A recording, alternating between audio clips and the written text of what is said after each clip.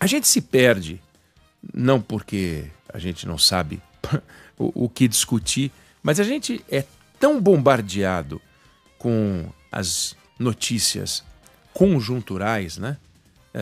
Por essas discussões de caráter econômico, político, sociais e tal, que de vez em quando é interessante quando a gente tem a oportunidade de dar uma afastada e olhar para o desafio que a gente tem, que é um desafio estrutural de um país, todo país tem o seu desafio estrutural, para tentar abordar esse desafio estrutural e tentar ver o seguinte: será que não dá para a gente se organizar? Não importa se por um partido mais à esquerda, se por um partido mais à direita, será que não dá para a gente construir um projeto de país? Será que não há espaço no meio dessa discussão avacalhada em que os políticos se xingam? Os políticos, na verdade, nos ofendem com isso, né? Porque a gente paga um dinheirão, a gente recolhe 35% quase de carga tributária para essa gente ficar se estapeando, falando besteira, né? No legislativo, no judiciário, no executivo. Será que não é o caso da gente começar a pensar que nas eleições de 2026 podem surgir alternativas de debates para que o Brasil possa sair dessa lama? E é lama há décadas. O jornal Valor Econômico publicou dia desses um levantamento que faz a gente pensar, faz a gente ficar triste, mas faz a gente pensar. O levantamento pegou uma variação do nosso PIB per capita ao longo dos últimos 45 anos. E viu em que posição o Brasil estava em cada um desses anos no ranking de PIB per capita do mundo. E eles usaram um conceito que é o PIB per capita por paridade de poder de compra, que é diferente do PIB per capita. PIB per capita é o valor em dólar, acabou. Por paridade de poder de compra é porque faz uma ponderação com diferentes custos de vida. Isso faz o nosso PIB per capita por paridade de poder de compra. Você sempre vai ver lá PIB per capita PPC. Quando você ler PPC, saiba que não é o valor em dólar real. É aquilo que neste país dá para comprar com esse tanto de dinheiro, naquele país dá para comprar com esse tanto de dinheiro. Então eles fazem um ajustezinho, porque em alguns países o aluguel é uma fortuna, em outros países é mais barato. E eles fazem uma conta e chegam a esse cálculo de paridade por poder de compra. Eu não vou ficar falando em valores nessa hora aqui da comparação, mas é assim. O Brasil, em 1980, portanto há 45 anos, era o 48º país do mundo por esse critério de ranking, por esse critério de renda per capita por paridade de poder de compra. 48º. E a gente estava a 22 posições da metade dos países, ou seja, a gente estava acima da metade. Você pega o número de países total, corta no meio, você tem o número de países, a metade mais pobre, a metade mais rica. A gente estava 22 lugares acima da metade mais pobre. Aí 10 anos se passaram e a gente saiu de 48º lugar para 57º, ou seja, a gente caiu 9 posições. E como os países vão mudando os PIBs, a gente vai mudando também a posição que a gente estava em relação à metade. E a gente ficou 20 casinhas acima da metade mais pobre. O tempo foi passando, a gente pulou para 71º lugar. Olha isso, gente. 1980, 47 países mais ricos do que a gente. 1990, 56 países mais ricos do que a gente era o 57º. Em 2000, 70 países mais ricos do que a gente. 2010, 81 países mais ricos do que a gente. 2020, 83 países mais ricos do que a gente. E hoje, 86 países mais ricos do que a gente. Percebe que 48º lugar, 57º, 71º, 82º, 84º, 87º. O que aponta o FMI para daqui 4 anos? 89º. Sabe quantas posições a gente está hoje acima da metade mais pobre? 9. O Brasil nunca esteve tão perto da metade mais pobre do mundo nos últimos 45 anos do que hoje. É preocupante. É muito preocupante. Em termos absolutos, a nossa renda per capita subiu, não é que ela caiu. Mas é que outros países conseguiram fazer a renda per capita deles crescer mais do que a gente. E a gente não consegue acompanhar o ritmo do mundo. Então o mundo está indo mais rápido do que o Brasil. O Brasil está indo mais lento que o mundo.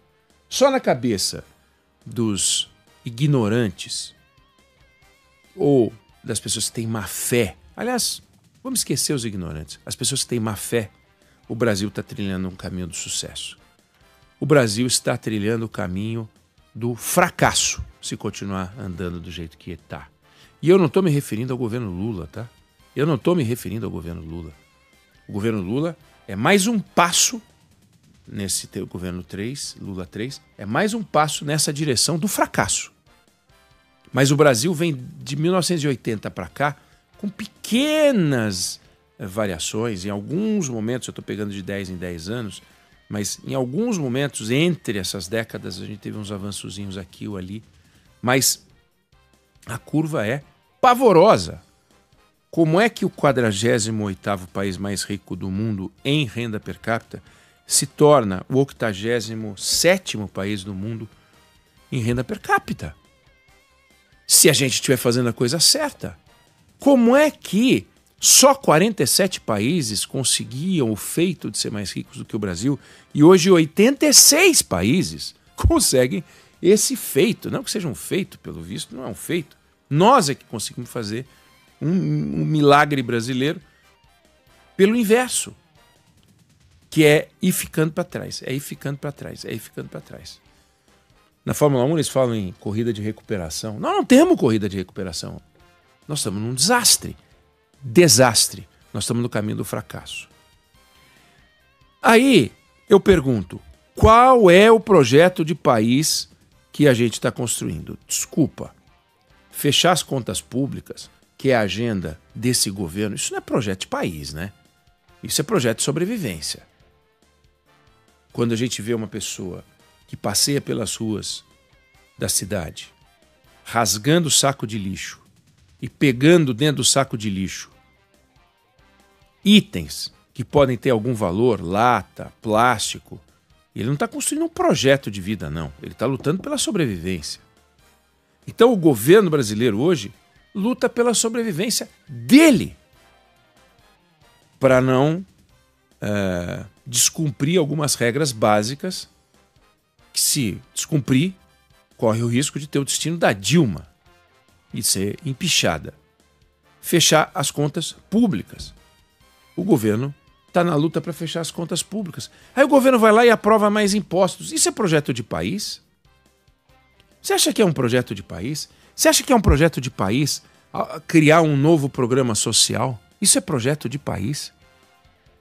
É assim que a gente vai fazer a sociedade enriquecer? Se a gente está precisando criar novos programas sociais, você concorda comigo que nós estamos com uma sociedade cada vez mais desassistida? E que precisa, no olhar do governo, mais apoio? Você pode concordar ou discordar, mas o governo entende que precisa de mais apoio. Isso é um projeto de combate ao empobrecimento de uma sociedade que deveria estar enriquecendo?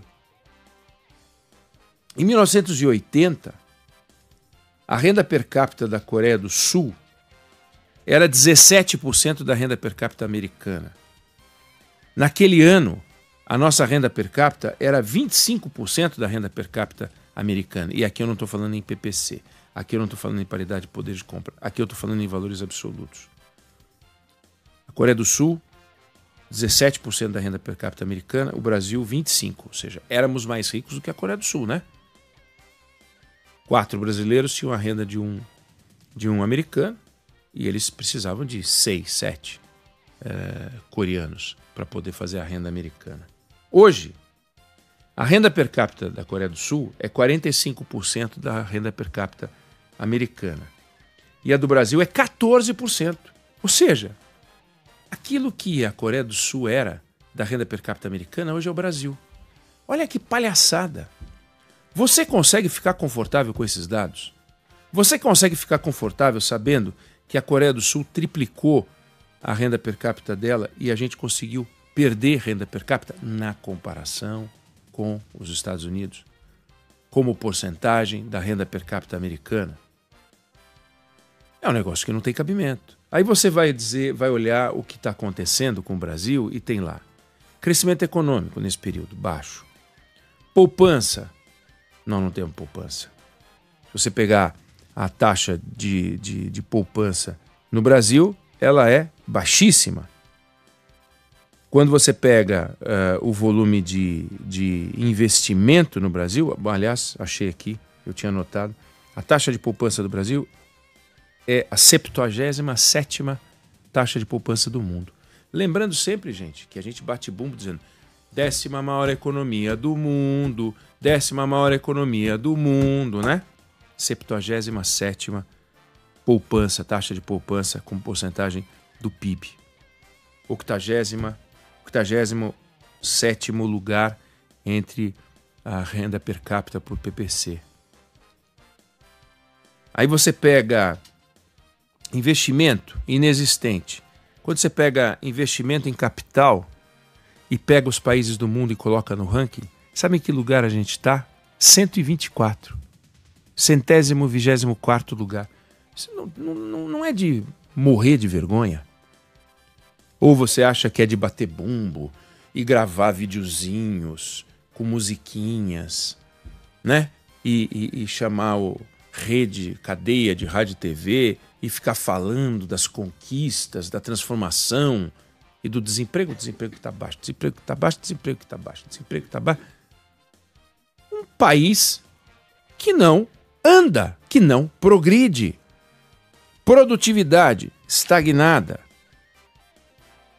Quando a gente fala em produtividade, em 1991, a produtividade de um trabalhador coreano era semelhante à do Brasil. Hoje é o dobro. O dobro.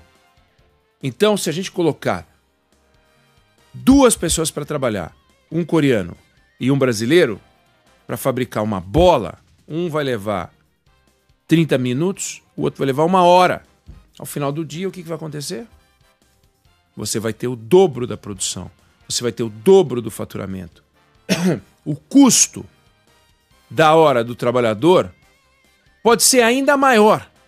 Imagine, um trabalhador coreano pode ganhar 50% a mais do que o trabalhador brasileiro e ainda assim o custo dele vai ser menor do que o brasileiro, porque ele produz o dobro. Se ganhasse o dobro, o custo seria o mesmo. Olha que coisa louca. Mão de obra qualificada, não temos. O que acontece? Decorrente do quê? De uma educação de baixa qualidade. Os postos de trabalho de maior qualidade não podem ser ocupados. Pressão sobre programas sociais. O Jornal Estado de São Paulo fez ontem ou anteontem um editorial sobre essa reportagem do Valor Econômico. E é exatamente isso. Pressão sobre programas sociais. Aí o governo faz um programa social porque o Brasil está desassistido, não porque tem pobres demais, está desassistido porque o governo cria miséria. O governo é o maior produtor de miséria do Brasil. E esse empobrecimento que o governo produz permite a ele fazer um programa social e, numa tentativa de depois fazer na propaganda eleitoral o discurso de que cuida dos pobres. Não, o governo não cuida dos pobres, o governo cria a pobreza. O governo é uma fonte de pobreza. Não é o governo Lula, que também é uma fonte de pobreza. O governo é uma fonte de pobreza em si. Gastos públicos excessivos, crescentes no Brasil. É uma barbaridade o que a gente gasta de dinheiro público para manter uma máquina que gera pobreza. Taxa de juros elevada, fruto de um aumento do endividamento público, que no Brasil é uma loucura. Você não tem, portanto, um quadro capaz de produzir a riqueza. Aí quando você vai para outros indicadores, liberdade econômica no Brasil, nós estamos ali na posição 121. Índice de direito de propriedade, o respeito à propriedade privada, tem 89 países que respeitam mais do que a gente. Além disso, um país absolutamente fechado. Quando a gente pega a soma de exportação mais importação como porcentagem do PIB, o Brasil está na posição 143. Você percebe que a equação é péssima? Você percebe que a gente não tem projeto de país? Você percebe que os governos tentam sobreviver? Você percebe que o governo nos engana? Você percebe que é uma máquina de fazer pobre para depois sustentar esse pobre e ganhar voto em cima da pobreza? É isso que está acontecendo neste governo, no governo anterior. E é uma cabeça feita para eu sou o pai dos pobres. Por que ninguém quer ser o pai da riqueza? Aquele que produziu e distribuiu riqueza, mas produziu riqueza. Não, a gente produz pobreza. E o Brasil está nessa curva, neste caminho. Basta ver os números que eu listei. 48º país mais rico do mundo em renda per capita por paridade de poder de compra. 87º hoje. Que mais? É a pergunta que a gente tem que fazer para o Lula, para o Tarcísio, para o Ratinho Júnior, para o Zema, para o Caiado, para o Fernando Haddad, para aqueles Gomes lá, que talvez um deles lá seja candidato, para Marina Silva, para qualquer candidato. Como é que o senhor vai virar esse jogo? O Lula está aí já, terceiro mandato, e não virou esse jogo. Não virou esse jogo, ele é parte do problema. Então, ele tem que melhorar muito para ter um discurso capaz de responder essa pergunta. Pode ganhar a eleição sem responder essa pergunta. Aliás, esse ano, essa última eleição, ele ganhou sem programa de governo. Como, aliás, o opositor dele, Jair Bolsonaro, também não tinha. Era uma guerra de vaidades e de agressões. Eu e a Adriana Araújo comandamos um dos debates, né? Os debates de segundo turno, primeiro turno e segundo turno, e foi uma tragédia como proposta, né? Ao contrário do debate do Haddad e do Tarcísio de Freitas, pilotado pelo Rodolfo Schneider, que pelo menos teve algum nível de discussão. Mas eu quero saber desses políticos todos como eles vão tirar a gente desse caos. E não adianta. A blogueiragem amiga pode bater bumbo, os amiguinhos do governo podem bater bumbo, podem dizer que o Brasil está se transformando. O Brasil não está se transformando. O Brasil está numa toada medíocre. Medíocre, cada vez mais perto da metade pobre do mundo. E nós não é uma boa companhia estar entre os países mais pobres do mundo. Porque os países mais pobres do mundo sofrem algo que os países mais ricos não sofrem. E a gente está sofrendo essas dores com uma criminalidade, o crime organizado. Agora, claro, na criminalidade, aí nós estamos no topo da lista, esqueci de falar. Se tem uma lista que dá orgulho, é saber que homicídio, o Brasil está bombando, aí não tem para ninguém. A gente só perde para país pequeno, de tamanho, eu digo. El Salvador, Jamaica, Honduras. Agora, paizão que rivaliza com a gente, só a África do Sul. O resto não tem para ninguém. Que China? A China não mata o que o Brasil mata por ano, nem em números absolutos. A Índia não mata o que o Brasil mata por ano, nem em números absolutos. Lembrando que China mais Índia somados tem 12, 13, 14 vezes a população brasileira, né? Então é uma piada sem graça alguma. E assim, dói a alma, mas a gente foi lá para o satélite para olhar. Esses são os problemas nacionais reais. Não é o Trump, o Bolsonaro, esse Eduardo Coiso aí que está lá nos Estados Unidos, as provocações do presidente Lula, sabe? É o Alexandre de Moraes. Isso é um mundinho que a gente vive, que a gente acompanha, monitora, é a nossa missão, né? Tentar explicar para você o que está acontecendo. Missão difícil, quase impossível. Primeiro que a gente tem que entender o que está acontecendo. Agora, o que não dá para entender definitivamente é como é que a gente chega nisso e a gente não muda. Então, só vai mudar se a gente, quando eu digo a gente, sou eu, é o Sandro, é a Débora e é você, se a gente começar a olhar para isso e falar, esse é o verdadeiro problema brasileiro. Nós estamos empobrecendo na comparação com o resto do mundo. Isso não tem discussão. Não sei se você concorda ou discorda, mas essa é a opinião que eu tenho sobre o assunto.